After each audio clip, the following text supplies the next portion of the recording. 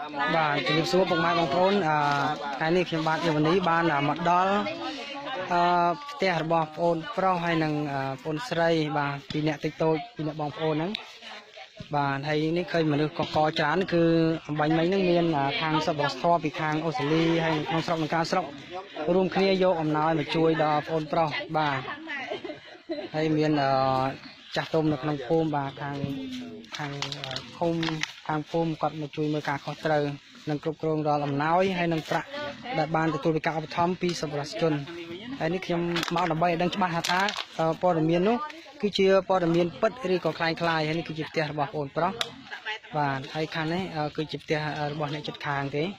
ហើយបងប្រុសអត់មានសាច់ញាតិទេមានតែលោកយាយម្នាក់ដែលគាត់ជួយមើលការខុសត្រូវនៅទីនេះដែលគាត់ជាមនុស្សចាស់ជរាផងដែរ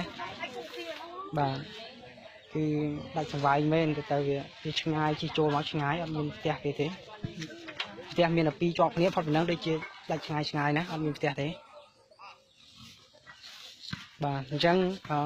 ពុកម៉ែបងប្អូនបាទព្រមទាំងសប្បុរសជនទាំងក្នុងនិងក្រៅប្រទេសឃើញហើយអាច